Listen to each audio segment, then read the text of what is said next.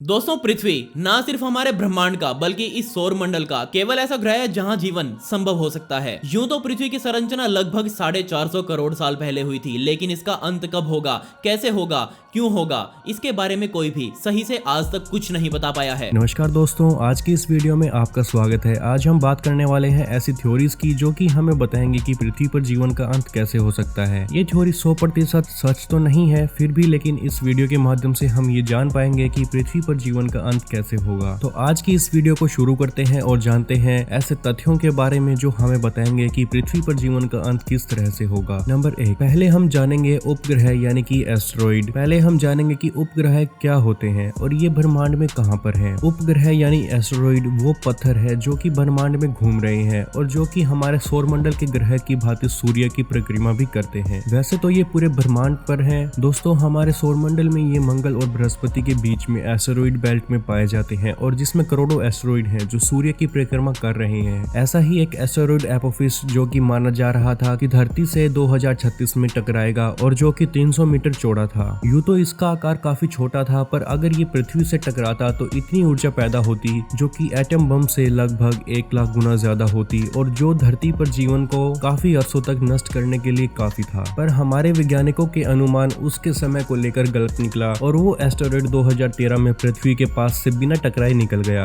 दोस्तों, आपकी जानकारी के लिए बता दूं, एक एस्टेरॉइड जो कि जिसका व्यास यानी कि डायमीटर 20 से 80 किलोमीटर का हो और वो धरती से टकराए तो वो पृथ्वी पर जीवन को पूरी तरह से नष्ट कर सकता है। और सबसे बड़ा एस्टेरॉइड जो कि एस्टेरॉइड बेल्ट में घूम रहा है उसका डायमीटर यानी कि व्यास लगभग 525 किलोमीटर के आसपास का है। नंबर 2, सुपर वोल्केनिक इरप्शन या फिर ज्वालामुखियों का फटना। ज्वालामुखी ने फटने से धरती को काफी बार अस्त व्यस्त किया है और काफी बार भरकम नुकसान भी पहुंचाया है। माउंट तानवाबा ज्वालामुखी जो कि इंडोनेशिया में स्थित है, उसने सन 2018 में अप्रैल के महीने में बहुत भारी भरकम तबाही मचाई और उसमें लगभग 92,000 लोगों को अपनी जान से हाथ धोना पड़ा। और इस ज्वालामुखी के फटने के बाद इसकी लंबाई 13,000 से घटकर 9,000 फीट रह गई थी। और ज्वालामुखी का असर इन्हीं 92,000 मौतों पर नहीं रहा, इसके फटने से आसमान में रह गई गैसों के कारण वातावरण में तापमान कम रह गया था और सारी फसलें नष्ट हो गई और जो कि और 1 लाख लोगों की मौत का कारण बनी। दोस्तों, यहाँ तबाही एक साधारण ज्वालामुखी यानी कि एक वोल्केनो की वजह से हुई थी। मानिए एक नॉर्मल ज्वालामुखी की जगह अगर एक सुपर वोल्केनो फट जाए तो क्या होगा। जो सुपर वोल्केनो के फटने से भारी तबाही होगी, वहाँ नॉर्मल वोल्केनो में लगभग 1 किलोमीटर तक का मैग्नेमा होता है, वहीं सुपर वोल्केनो में 1000 किलोमीटर तक का मैग्नेमा होता है। मैग्नेमा पिघले हुए पत्थर से बनता है जिसका टेम्परेचर यानी कि तापमान लगभग 1300 डिग्री सेल्सियस तक होता है। और सुपर वोल्केनो के फटने से आसमान में घने बड़े काले धुएं के बादल बन जाएंगे जो कि सूर्य की किरणों को धरती पर आने से सालों तक आने से रोक लेंगे और धरती पर जीवन का अंत हो जाएगा। नंबर 3, नष्ट होते सितारे।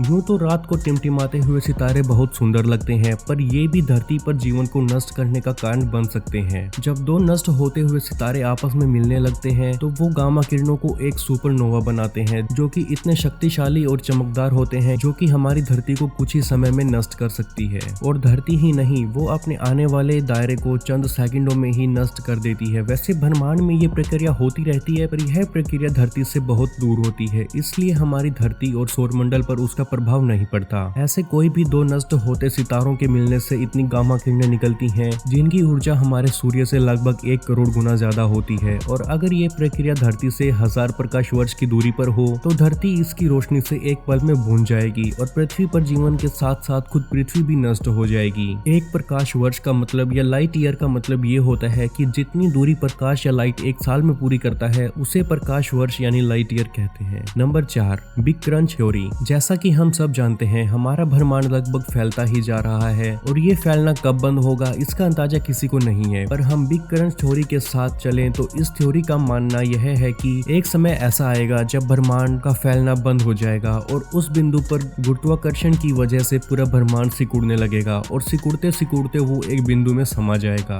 और पृथ्वी के साथ साथ पूरा ब्रह्मांड नष्ट हो जाएगा। पर इस क्रिया को होने में अभी बहुत लंबा समय लगेगा, जिस समय का हमें अंदाजा भी नहीं है। और जब यह समय आएगा आएगा तो जब यह प्रक्रिया भी इतनी जल्दी होगी कि इसे बचा नहीं जाएगा और ये संसार खत्म होने के बाद एक नई दुनिया शुरू होगी और ब्रह्मांड के ये बनने और नष्ट होने की प्रक्रिया ऐसे ही चलती रहेगी। पर दोस्तों इस थ्योरी के विपरीत एक और भी थ्योरी दी जाती है जिसे हिट डेथ के नाम से जाना जाता है। इस थ्योरी के अनुसार हमारा ब्रह्मांड कभी भी फैलना प्रारंभ नहीं होगा और ये इतना फैलता जाएगा कि सारे ग्रह, सितारे, सूर्य, आकाश, गंगाएं एक दूसरे से बहुत दूर चले जाएंगे। और अगर ऐसा हुआ तो हमारी धरती पर जीवन संभव नहीं हो पाएगा, क्योंकि सितारों और सूर्य के दूर दूर जाने की वजह से हमारी पृथ्वी पर और हमें प्रकाश यानी ऊर्जा नहीं मिल पाएगी और जीवन का अंत हो जाएगा। तो दोस्तों ब्रह्मांड फैले या सिकुड़े, दोनों तरह से ही जीवन का अंत होना निश्चित है। नंबर 5, सूर्य पर होने वाले विस्फोट। सूर्य पर हमेशा अलग अलग तरह के विस्फोट होते रहते हैं और उसमें से एक ही सोलर फ्लेयर्स या जिन्हें कोरोनल मास भी कहा जाता है। ये ऐसे चुंबकीय विस्फोट हैं जिनके कारण है उपप्रकानिक कण या सब एटॉमिक पार्टिकल्स धरती पर पहुंच जाते हैं और जो कि हमारे कम्युनिकेशन सिस्टम को बंद कर सकते हैं और हमारे ग्रह की सारी बिजली और टेक्नोलॉजी को पूरी तरह से ठप कर सकते हैं। ये सारा काम इन विस्फोटों से निकले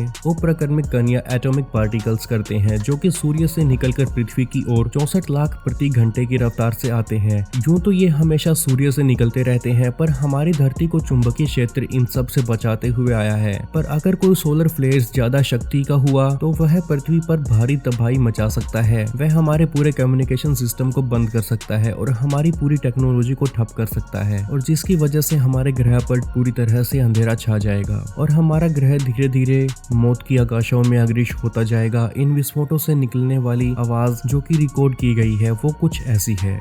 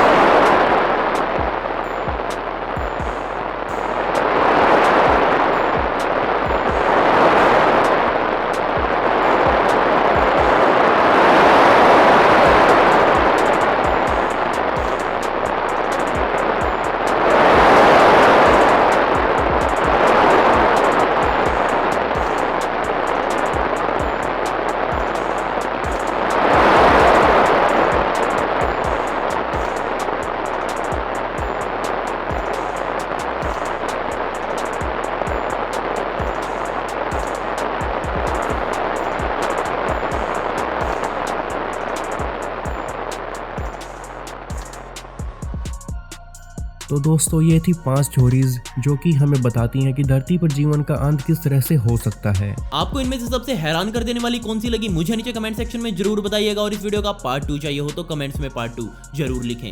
ऐसी ही इंटरेस्टिंग वीडियोस देखने के लिए मिस्ट्री लैब को अभी सब्सक्राइब करें। मिलते हैं अगली वीडियो में। ये वीडियो देखने के लिए धन्यवाद।